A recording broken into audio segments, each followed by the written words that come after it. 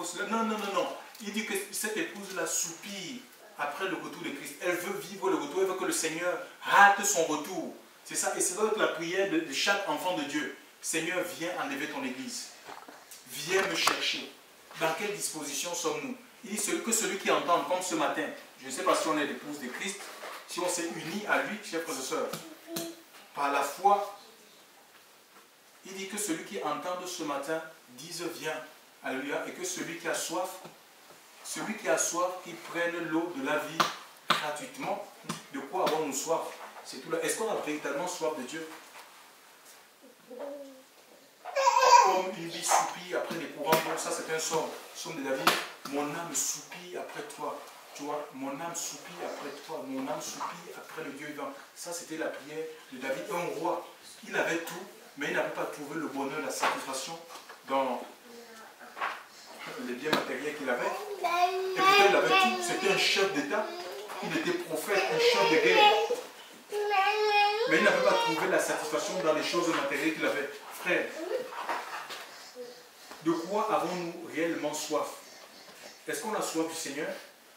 Si on a soif du Seigneur, il va nous remplir. Il est la source. Il se présente la Bible que celui qui a soif prenne l'eau de la vie gratuitement. Le Seigneur veut nous donner la vie. Chers frères et sœurs, Jésus s'est vidé de sa vie sur le bois de la croix pour que nous soyons remplis de sa vie. Et il dit, celui qui croit en moi vivra éternellement, chers frères et sœurs. Et il est venu dans Jean 10 nous donner la vie et une abondance de vie. C'est la vie spirituelle, celle qui nous permet de marcher à contre-courant de ce monde, de ne pas nous compromettre, de ne pas nous conformer, chers frères et sœurs, aux coutumes, aux traditions, chers frères et sœurs, aux péchés, chers frères et sœurs, les péchés que les gens commettent autour de nous. Il est venu pour nous donner, mais il dit que celui qui a soif, qu'est-ce que tu as soif? Le Seigneur te pose la question ce matin. De quoi as-tu réellement soif? Est-ce que tu as soif du Seigneur? Matthieu 5 dit, heureux ceux qui ont faim et soif de ma justice. Est-ce qu'on veut marcher dans la justice? La justice, c'est la qualité de ce qui est droit. On veut être droit, on veut être vrai, chers frères et sœurs. Ils seront rassasiés. Il y a le rassasiement en Dieu. Le Seigneur veut nous rassasier de sa présence. Il veut nous communiquer l'onction qui éloigne les démons. C'est l'onction qui éloigne les démons. Ce n'est pas tes prières. Chers frères et sœurs, tu as besoin de l'onction de Dieu. Tu as besoin du sceau de Dieu dans ta vie pour être gardé. De quoi avons-nous réellement soif? On vit dans un monde où les gens ont soif de tout et ils sont prêts à tout ça. Il y a des gens qui sacrifient leurs enfants pour avoir le pouvoir, pour avoir l'élévation. Il y a des gens qui, tellement ils ont soif du pouvoir, ils ont soif de la gloire, qui sont prêts à boire du sang humain, à manger la chair humaine, à rentrer dans des pratiques bizarroïdes, chers frères et sœurs dans le Seigneur. De quoi avons-nous soif? C'est la question. Le Seigneur dit que celui qui a soif, qu'il prenne l'eau de la vie gratuitement. Donc on ne vend pas. Cet évangile où on dit aux gens, ben voilà, donne 1000 euros, Dieu va te donner 1 million d'euros. Ce n'est pas un évangile qui vient de Dieu, chers frères et sœurs. C'est l'évangile du diable. Alléluia. Le Seigneur, il veut nos cœurs. Il veut remplir cette partie-là. Il veut remplir nos vies. Parce que le cœur de l'homme, frère, c'est comme un puits qui n'a pas de fond. Le cœur de l'homme sans Dieu, c'est comme un puits sans fond. On peut te donner tout l'or du monde. Tu as toujours besoin. Regardez, ceux qui sont riches, ils ont toujours envie de s'enrichir. Ils n'ont jamais assez. C'est comme ça. Un cœur sans Dieu, c'est comme un puits sans fond. Et Dieu veut remplir. Même un cœur sans Dieu, je vous assure, c'est comme un puits qui n'a pas de fond. Tu vas essayer, tu vas courir après tout. Ah, il y a tel mode, et puis tu vas te conformer. Le mode là, ce mode-là, quand la mode va passer, une autre mode, et puis tu vas changer. Tu vas poursuivre. Salomon dit vanité de vanité. Chers frères et sœurs, tout est vanité. On court après la vanité. Des choses qui ne remplissent, qui ne peuvent pas te remplir. C'est une souffrance, chers frères et sœurs, dans le Seigneur. C'est une souffrance. Le Seigneur nous délivre de ça. Hein? Il nous délivre de ça. Nous avons besoin, chers frères et sœurs, nous avons besoin de la présence de Dieu. C'est la plus belle richesse qui soit qu'un enfant de Dieu peut obtenir. C'est la présence du Seigneur. C'est elle qui fait la différence. Vous savez, on peut organiser des campagnes. Les religieux aussi le font. Hein? Et regardez actuellement, là, si on va faire des tours dans les bâtiments d'église, vous verrez qu'ils sont remplis, contrairement aux églises des maisons. Les bâtiments sont remplis, mais remplis des hommes et des femmes qui sont vides de la présence de Dieu. Ils vont chanter, louer, mais c'est du bout des lèvres. Et quand ils vont retourner dans la pornographie, ils vont retourner dans la magie, ils vont retourner dans la sorcellerie, ils vont retourner dans la fraude, frauder la CAF, frauder les acidiques, ils vont rouler avec des voitures les voitures sans permis, rouler avec les voitures sans être assurées. C'est ça. Mais où est-ce que le Seigneur va nous trouver?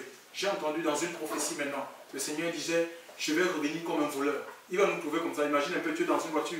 La Bible nous demande de respecter les lois du pays dans lequel on vit. Tu es dans une voiture, ta voiture n'est pas assurée, cela disant que ah, le sang de Jésus me protège, je couvre ma voiture dans le sang de Jésus. Mais c'est la rigolade ça. Tu n'as pas de permis, tu es en train de rouler dans une voiture. Mais le sang de Jésus ne te protège pas, parce que si la police te fait interpeller par la police, mon ami, on va t'arrêter et puis on va te dire stop à toi. Soyons sensés, chers frères et sœurs dans le Seigneur. Nous devons sortir de la vie du péché. Nous devons sortir de la pratique du péché. Chers frères et sœurs, alléluia. Même dans nos pensées, on ne doit même plus penser. Et que tu nous demandes, la Bible parle du renouvellement de pensée. Alléluia. Le renouvellement de l'intelligence. L'apôtre Paul dans Romains 12. Mais ça passe par l'offrande de notre vie. Le renouvellement de l'intelligence pour penser au royaume. Pour avoir la pensée de Christ. Pour avoir la pensée de Christ. Pour penser comme Christ. C'est-à-dire on pense au royaume. Ça passe par le sacrifice de ta propre vie. Chers frères et sœurs, la véritable adoration. J'étais en train de méditer ce matin. J'ai dit, François, j'ai envie de lire. J'ai envie de lire. J'ai envie de lire le livre de la Genèse. Je suis allé dans la Genèse 22. Ça parle d'Abraham. C'est le premier homme dans la Bible à avoir utilisé le terme adoration. Alors que Dieu réclamait son fils Isaac. Vous savez qu'Abraham, il était dans la Mésopotamie, Babylone. Ils vont entendre la paix de Dieu. Le Seigneur va lui dire, tu dois quitter cet endroit, la maison de ton père, là où il est né, là où il avait investi. Ce n'est pas évident. Là où il avait des amis. Le Seigneur dit, quitte, je vais te montrer un lieu. Dans Genèse 12. Abraham va écouter la voix du Seigneur. Et il va quitter le pays. Après 25 ans de marche, 25 ans de pleurs, 25 ans de jeûne, de persévérance, chers frères et sœurs, d'abstinence, de renoncement, il va avoir un fils, Isaac. L'Écriture dit qu'il affectionnait cet enfant. Dieu dit, celui que tu affectionnes là, donne-le-moi en sacrifice. Je te montrerai un lieu. Chers frères et sœurs, va dans le pays de Moria, je te montrerai un lieu pour le faire. Abraham va obéir. Il ne va pas se mettre à dire, mais Seigneur, tu vois quand même, j'ai 25 ans de marche. Pendant 25 ans, celui que j'ai eu dans le cadre de ma vie, comment est-ce que tu peux me le demander, Seigneur? Il y a des choses que Dieu nous réclame, chers frères et sœurs. Il y a des choses que Dieu nous réclame. Mais qu'est-ce que tu affectionnes dans ta vie? Qu'est-ce que tu affectionnes? Qu'est-ce que tu affectionnes dans ta vie? C'était son unique. Dieu dit, c'est lui.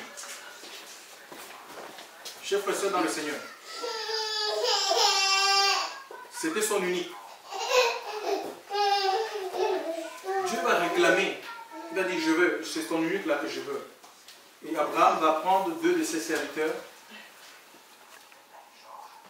Il va céder son âme, ils vont prendre du bois pour l'Holocauste.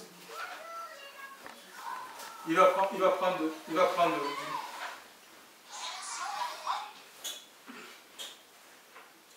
du bois, chers frères et sœurs. Il va prendre du bois, de l'Holocauste. On appelle ça comment? Un couteau. Le feu aussi pour le feu. Et après 3 jours de marche, il verra de loin le lieu où il devait faire offrir ce sacrifice. Qu'est-ce qui va se passer? Il va dire à ses serviteurs, attendez-moi ici. Attendez-moi là, avec l'âne, moi et mon fils. Genèse chapitre 22, verset 3, 4, 5. Moi et mon fils, nous irons adorer, après quoi nous reviendrons. Mais franchement, et Abraham avait à main le feu et le couteau. Son fils avec le bois, il avait du bois pour l'Holocauste. Et son fils même va lui poser la question, mais voici le bois, le feu, où où est l'Holocauste pour le sacrifice. Et Abraham lui dira, comme c'était un homme de foi, il dira Dieu se pourvoira. Dieu pourvoira. Du nom, il y avait géré. L'Éternel qui pourvoit. Et regardez un peu. Quand on va adorer, il a utilisé le terme adoration. Nous irons adorer, après quoi nous reviendrons. Mais est-ce que quand on va adorer Dieu, c'est avec quoi? C'est avec le feu et le couteau. Hein? Quand on nous a parlé d'adoration, ce sont des instruments. Regardez dans nos églises aujourd'hui, on a des instruments ultra modernes. Ultra modernes. Et on chante, on crie. Mais le Seigneur me dit, ce peuple me loue du bout de lèvres. Le cœur est éloigné de moi. Chers frères et sœurs, c'est le cœur que Dieu veut. Alléluia. Le cœur, c'est la partie la plus sale de l'homme. C'est là où naissent toutes les mauvaises choses. Si le cœur n'est pas changé, on peut parler de Dieu, on peut chanter Dieu, on peut prier Dieu, on va retourner à la saleté. Quand on va finir de chanter, prier, on va retourner à commettre les impuretés. Chers frères et sœurs, parce que le cœur n'est pas changé. Dieu veut changer notre cœur. Mais est-ce qu'on est prêt à donner ce cœur à Dieu? Alléluia. C'est ça, Dieu réclame une adoration, l'adoration, mais qui provient d'un cœur pur. Alléluia. Un cœur qui a été purifié, qui se laisse purifier par son sang, un cœur qui se laisse purifier par sa parole. Alléluia. La parole de Dieu, c'est comme l'eau, ça purifie. Alléluia. Le Seigneur ne prendra pas une église qui adultère, chers frères et sœurs. Il ne prendra pas une église qui se prostitue, chers frères et sœurs. Alléluia. Il ne prendra pas une église qui se masturbe, chers frères et sœurs, qui a plusieurs amants. Non, chers frères et sœurs. Alléluia. Il prendra une église sans tache ni ride, irrépréhensible. Alléluia. Que le monde ne peut reprocher de rien. Que les hommes ne peuvent reprocher de rien, chers frères et sœurs. Alléluia. Une église qui est constamment renouvelée. Quand il parle de ride, sans ride, ça veut dire que ce n'est pas une église qui a vieilli, qui vit qui fonctionne dans une espèce de mécanisme religieux, chers frères et sœurs. Alléluia. Mais une église qui est constamment renouvelée par l'Esprit de Dieu. Alléluia. C'est pourquoi il faut qu'on se laisse conduire, qu'on se laisse guider. Il dit celui qui a soif, qui vienne et qui boive l'eau de la vie. Donc c'est notre responsabilité. Nous sommes, je peux dire, à la croisée du chemin. Avec Dieu, nous sommes à la croisée du chemin. Lisons Deutéronome 30. Deutéronome 30, verset 19. Deutéronome 30, s'il vous plaît. Nous sommes à la croisée des chemins, chers frères et sœurs. Nous sommes à la croisée du chemin. Et c'est bien parce que Dieu n'enlève pas notre libre arbitre, notre libre arbitre. Si on ne veut pas être un homme spirituel, si on veut être un homme religieux, une femme religieuse, on ne le sait pas. Et on produira des choses religieuses. Mais si on veut être spirituel, on sera spirituel. On parlera des choses de l'esprit, des choses qui nous ont été révélées, chers frères et sœurs. Alléluia. Le Seigneur nous apparaîtra, il nous montrera des choses. Le Seigneur il nous transportera, il nous amènera à lui pour nous donner des révélations, pour nous donner des messages. Et nous apporterons ces messages aux hommes. Ce ne sera pas des choses des hommes, chers frères et sœurs, apprises dans les universités. Oral Robert, je ne sais pas comment il s'appelle, l'Académie Edilon, aux États-Unis ou l'université de Nogent. Non, chers frères et sœurs, ça sera des messages qui viennent d'en haut. Alléluia. Un message céleste. Alléluia.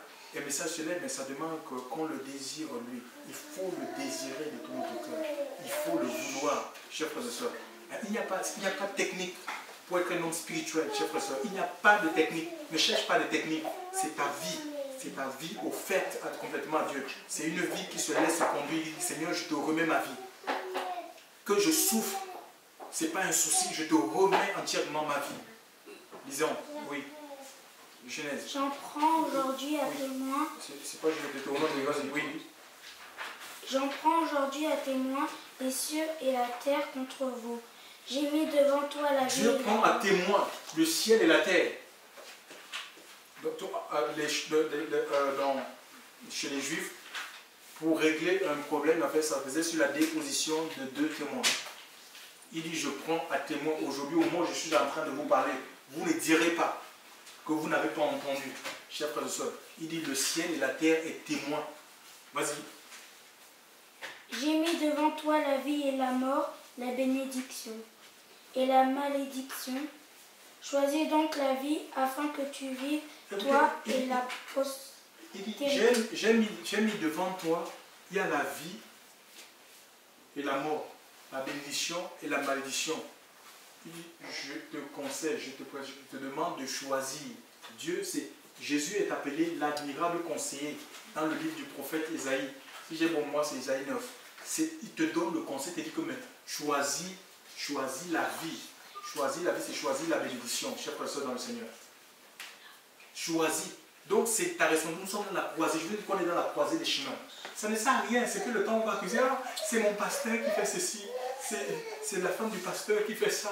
Ce sont les hommes qui m'empêchent. Non. Il dit, j'ai mis devant toi la vie, la mort. Choisis. C'est toi qui dois choisir de marcher avec Dieu, de vivre dans la sainteté. Si tu veux expérimenter la vie du royaume, la vie spirituelle, si tu veux jouir des bénédictions et des promesses de Dieu, déjà ici sur la terre, c'est toi qui dois faire ce choix. Personne ne le fera à ta place. Ce n'est pas ton mari qui le fera à ta place. Ce n'est pas tes parents qui feront ce choix à ta place. Et Joseph, c'est toi qui dois choisir avec la vie. Jésus est la vie. En fait, il faut choisir Jésus en fait. De marcher avec Jésus. Il faut choisir de suivre Jésus, de se laisser conduire. Parce que cet homme qui conduit Ézéchiel, c'est en fait c'est Christ. Hein. Nous devons choisir la vie si nous voulons vivre spirituellement. Mais si on ne veut pas si nous ne choisissons pas le Seigneur, on ne peut pas être neutre. C'est impossible. On ne peut pas être neutre. Il n'y a pas de neutre. Il n'y a pas de troisième voie. Le Seigneur dit à une église, l'église de Laodicée, il dit, je connais tes œuvres, je sais que tu n'es ni froid ni bouillant. Mais pas, il dit, je connais tes œuvres, je sais que tu n'es ni froid ni bouillant. Mais c'est parce que tu es tiède, moi je vais te vomir, je te vomirai, je vais te rejeter, je vais te retrancher. Chers frères et sœurs, vous savez que vous pouvez perdre votre vie comme un jeune enfant. J'ai vu des jeunes mourir, chers frères et sœurs. Parce que quoi, ils sont dans la désobéissance, dans l'obstination, ils s'obstinent. Le Seigneur les parle une fois, deux fois, trois fois d'un problème. Ils savent au fond d'eux. Parce que quand le Saint-Esprit s'adresse à une personne, on n'a même pas besoin de dire telle personne. Non, la personne au fond de la personne, c'est que ça, cette parole, c'est cette prophétie, ça s'adresse à moi. Tu sais que tu peux perdre ta vie comme un jeune enfant parce que le Seigneur avertit une, deux, trois, quatre fois. Quand on ne veut pas, ben, tant pis, tu te laisses et après tu es livré à soit Satan ou les démons. Ils en font ce qu'ils veulent. Il dit que nous choisissons, c'est un bon Père. Dieu veut du bien pour chacune de nos vies, chers frères et sœurs. Le Seigneur veut se servir de nous. Alléluia. Il veut que nos vies deviennent, en fait, des sources, une source de bénédiction, chers frères et sœurs. Source de paix, de consolation pour les autres. C'est ce qui se passe là. Le fruit. Quand on est dans le Seigneur, revenons sur le prophète Ézéchiel. Il dit là où l'eau coulait, il croîtra des arbres fruitiers de toutes sortes. On porte du fruit. C'est une vie qui porte du fruit, chers frères et sœurs. Une vie qui se laisse conduire, par l'Esprit de Dieu. Cette vie va porter du fruit et le Seigneur va émonder cette vie. Qu'est-ce que le Seigneur va faire? Pour que tu portes davantage du fruit, le Seigneur va t'émonder. Il va enlever les branches mortes, les herbes, les choses qui peuvent étouffer ta relation, chers frères et sœurs, qui peuvent t'empêcher de germer davantage en lui, chers frères et sœurs. Alléluia, de devenir un géant spirituel. Tu dois devenir un géant spirituel. Ce n'est pas le titre ou la fonction de pasteur, apôtre, prophétesse, machin, dans les connaissances qui fait de toi un géant spirituel, chers frères et sœurs. Tu dois devenir un géant dans l'esprit, chers frères et sœurs. Le Seigneur va enlever les choses mondaines, les choses du monde en toi, chers frères et sœurs. Alléluia. Pour que lui prenne corps davantage dans ta vie, pour que tu portes davantage de fruits, pour que tu aies le fruit de l'esprit. Vous connaissez Galates chapitre 5, verset 22, que tu aies une paix, tu vis dans une paix profonde, une joie à nul autre pareil, chers frères et sœurs. Tu es contrôlé par la joie du Seigneur. Tu n'es pas contrôlé par les circonstances. Alléluia. Tu n'es pas contrôlé par le chômage, tu n'es pas contrôlé par l'épreuve, les accidents, les deuils, machin, tout ça. Mais la joie du Seigneur, tu as une maîtrise telle qu'on ne peut pas décrire. La douceur, la patience, ce sont les choses, la tempérance, chers frères et sœurs, la fidélité, la foi, hein, c'est ce que le Seigneur veut. Tu as une foi à toute épreuve, chers frères et sœurs. Hein, tu ne fléchis pas. Tu ne cèdes pas au chantage. Ça demande que tu laisses le Seigneur travailler ta vie. Tu dois t'ouvrir à la parole de Dieu. Tu dois t'ouvrir à la parole de Dieu. Ce n'est pas des choses qui s'inventent. Le Seigneur veut bâtir l'homme spirituel. Alléluia. Mais si on refuse la conduite, on va rester charnel. On va rester un chrétien charnel, un chrétien qui parle de Dieu, mais qui est charnel. Et qui sera, en fait, qui sera malmené, dicté par la chair. Tu seras dicté par la chair. Quand la chair va réclamer des choses, des péchés, tu vas aller pécher. Parce que la loi de la chair te domine. Tu seras influencé par les circonstances. Tu prendras des décisions par rapport aux circonstances sous le coup de la pression. Ben, c'est pourquoi les banquiers, qu'est-ce qu'ils font? Ils ont fini de renfermer les gens. Les gens, ils ont peur. Hein. Ils ont peur par rapport aux crises. Ils se préparent les crises à venir. Attention, attention. Les banquiers, ils leur proposent j'appelle ça des prisons, des épargnes où on les bloque l'argent et ils travaillent. Ils ont les moyens, mais les banquiers sont tout le temps en veste et cravate. Ils sont bien habillés. Ceux qui travaillent sont sales. Ils sont sales. Ils vont à gauche. Ils vont travailler, mais ils travaillent pour les banquiers chez Fresseur. C'est ça en fait. C'est ça le système. Parce qu'ils ont peur. Et ça, c'est le capital peur. Les assureurs, le capital des assureurs et des banquiers, là, c'est la peur. Ils utilisent, pour eux, c'est leur fonds de commerce, la peur. Ils utilisent la peur pour essayer de soi-disant sécuriser les gens. Ils apportent une sécurité.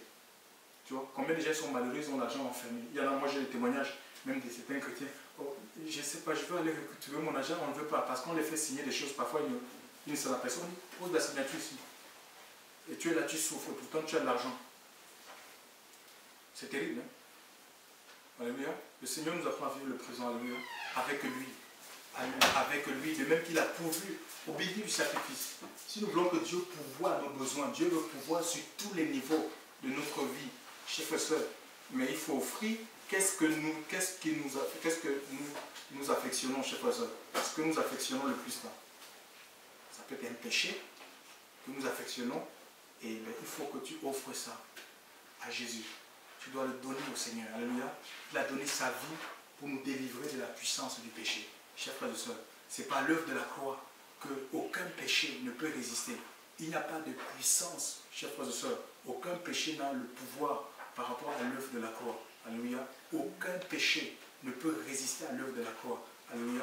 C'est une folie. La prédication de la croix, c'est une folie pour ceux qui périssent. Mais une puissance de Dieu, c'est le seul moyen qui a été voté, établi par le ciel, chers frères et sœurs, pour amener les hommes à Dieu, chers frères et sœurs dans le Seigneur. Aucune force ne peut tenir. Je vous assure, aucun péché ne peut tenir devant l'œuvre de la croix. Alléluia. Et nous devons venir, chacun doit venir avec sa propre vie, avec ses péchés. Ce n'est plus le temps de se cacher. Ce n'est plus le temps de se cacher, chers frères et sœurs. De dire, Seigneur, voilà ma vie. Présenter ses faiblesses à Dieu pour recevoir la guérison. Parce que le péché, c'est un mal. C'est une maladie.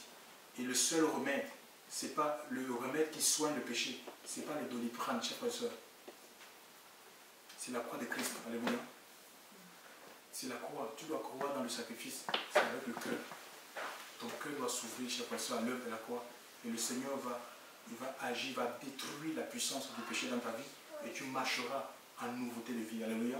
Tu marcheras, tu recevras le Saint-Esprit pour marcher, pour vivre la vie de l'Esprit. C'est la vie à laquelle il nous appelle. Une vie constamment renouvelée. Alléluia. Dieu veut nous renouveler. Il veut que nous fassions tout par le Saint-Esprit. Alléluia. Conduire, diriger. Il veut des prédicateurs. Et des prédicateurs qui sont rois. Il veut que nous chantions, mais que nous chantions sous l'inspiration du Saint-Esprit. En fait, que c'est l'Esprit en nous qui chante, qui inspire le chant, qui inspire l'adoration, chers frères et sœurs, alléluia, qui nous conduit quand nous nous retrouvons, chers frères et sœurs, que l'Esprit inspire, que l'Esprit nous donne, nous révèle les desseins de Dieu pour nos vies, chers frères et sœurs, alléluia. Voilà, c'est ce que Dieu veut. C'est la conduite de l'Esprit, chers frères et sœurs. Et ben, il faut laisser que le Seigneur, Jésus, par son Esprit, ben, nous conduise en pleine eau, alléluia, en pleine eau, le Seigneur, alléluia. Où nos pieds ne tiennent plus le sol, nous ne maîtrisons plus rien, nous ne contrôlons plus rien. Alléluia. C'est lui qui contrôle notre vie. Merci Seigneur. Oh Père, je te rends grâce Seigneur. Tu es grand Seigneur, tu es puissant. Ton règne n'a pas de fin Seigneur. Merci pour tout ce que tu fais Seigneur. Merci. Merci pour la vie de l'Esprit Seigneur. Mon Dieu, mon roi, tu nous as révélé ce qu'est la véritable adoration Seigneur. Dieu véritable. Seigneur, sors-nous, débarrasse-nous de la vie religieuse. Débarrasse-nous de la vie religieuse, Seigneur.